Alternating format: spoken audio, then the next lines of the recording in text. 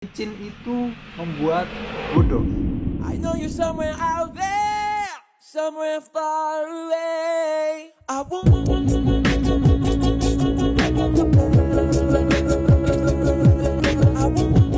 Halo guys, assalamualaikum warahmatullahi wabarakatuh. Kembali lagi di channel Nggak Kelaparan bersama aku Sigit Anggara ya. Kayaknya udah lama banget ya aku nggak bikin video lagi. Kayaknya mungkin udah sekitar 1 abad kayaknya. Nah, aku bikin segmen baru nih di Nggak Kelaparan. Jadi kali ini kita nggak review makanan dulu, kita nggak keluar gitu ya. Karena lagi COVID ya. Jadi segmen kali ini aku buat segmen namanya yaitu adalah kalori. Apa itu kalori? Kalori itu kepanjangannya adalah kayaknya lo harus ngerti. Jadi di sini di segmen kalori kali ini kita akan membahas suatu hal yang mungkin kita perlu ngerti lebih dalam gitu ya. Kali ini kita akan membahas yang namanya micin. Siapa sih yang nggak tahu micin gitu? Micin tuh terkenal banget, bahkan sampai ada sebutan generasi micin gitu ya. Nah, micin ini itu bahasa kimianya itu monosodium glutamat ya. Monosodium glutamat atau mononatrium glutamat itu sama aja. Nah, kita akan membahas mitos tentang micin. Apakah benar micin itu membuat bodoh? Apakah benar? Mari kita cari tahu ya. Micin itu berasal dari kata Vetsin. Itu adalah merek dagang penyedap makanan dari The Tianchu Limited Company di Hong Kong ya. Kita kan punya kebiasaan menyebut merek dagang itu sebagai suatu benda itu ya. Kayak contohnya Vetsin itu kan tadinya nama merek dagang, terus dipakai untuk nyebutin yang namanya MSG itu. Kemudian kayak kita nyebut kata odol gitu atau Pepsodent gitu kan dari kata pasta gigi. Jadi pasta gigi itu biasanya kita sebut Pepsodent karena itu merek dagangnya Pepsodent ya. Terus kayak Aqua gitu ya, misalnya kita menyebut air mineral itu Aqua karena dari merek dagangnya Aqua. Nah, kita akan membahas ini, apakah benar micin itu membuat menjadi bodoh. Jadi monosodium glutamat itu adalah garam natrium dari asam amino glutamat. Glutamat sendiri ini bisa kita dapetin di banyak bahan makanan, contohnya seperti tomat, kemudian jagung.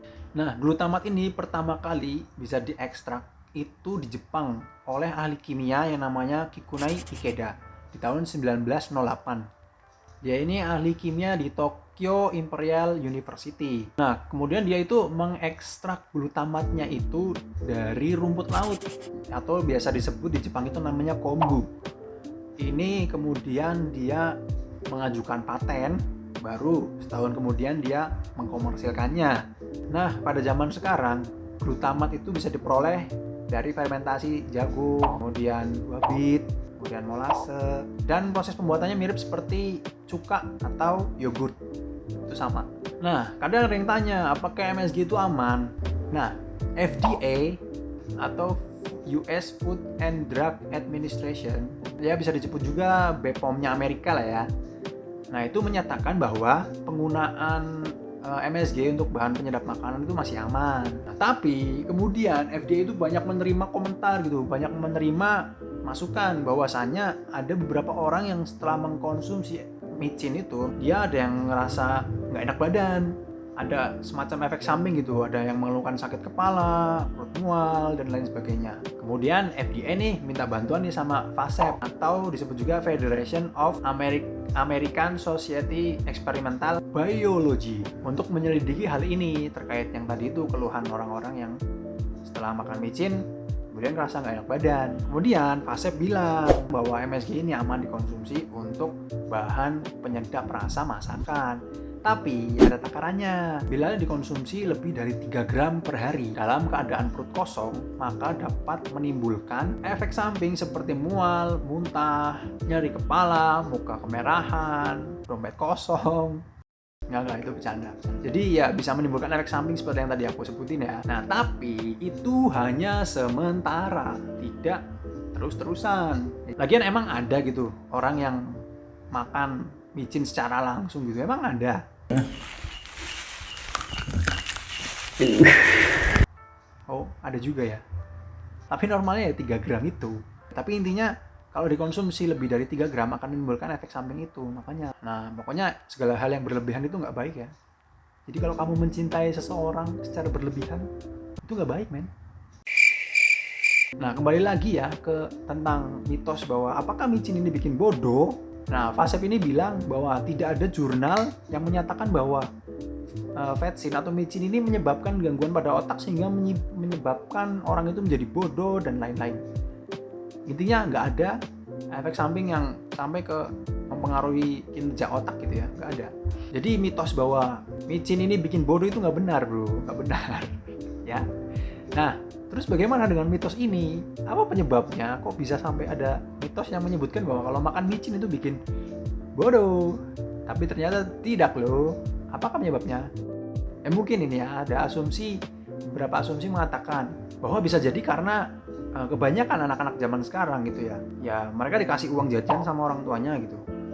Kemudian mereka kebiasaan jajannya itu contohnya seperti kayak cimol, cireng, cilok, yang mana itu tuh cuma tepung gitu, tepung kemudian dikasih micin, dikasih penyedap rasa supaya banyak orang yang suka kemudian mengkonsumsi. Nah, mereka banyak makan hal seperti itu tanpa diimbangi dengan makanan-makanan yang bergizi, tanpa diimbangi dengan makan sayur, buah, kemudian susu, dan hanya makan cilok. Nah, itu mungkin salah satu faktornya. Nah, efeknya karena tidak makan makanan yang bergizi tadi, akhirnya mengganggu konsentrasi mereka ketika belajar di sekolah. Ketika belajar mereka nggak fokus nih, karena kekurangan nutrisi dari asupan makanan yang bergizi tadi. Akhirnya mereka belajar nggak fokus, ngantuk, kemudian lesu dalam belajar. Akhirnya penyerapan informasi di sekolahnya nggak masuk nih ke otak mereka kan. Nah, itu bukan dipengaruhi oleh micin. Jadi kalau Anda bodoh, itu jangan salahkan micinnya, tapi salahkan Anda yang tidak makan makanan bergizi. Jadi mitos itu tidak benar. Ya intinya semuanya harus tahu batasan lah ya. Silakan mengkonsumsi micin, silakan bagi kalian yang mau, asal dibatasi. Kalau kalian nggak mau makan micin juga nggak apa-apa. Silakan pilih makanan yang kalian makan yang baik untuk kesehatan kalian. Ya, intinya tetap jaga pola makan ya. Oke guys, mungkin sekian konten kalori kali ini. Mungkin kalau ada kata-kata yang kurang berkenan, saya mohon maaf yang sebesar-besarnya. Terima kasih yang sudah nonton. Dan jangan lupa like video ini kalau kalian suka ya. Jangan lupa komen, subscribe, dan share ke teman-teman kalian yang mungkin perlu tahu tentang info ini. Seperti biasa, jangan lupa makan biar nggak kelaparan. Assalamualaikum warahmatullahi wabarakatuh.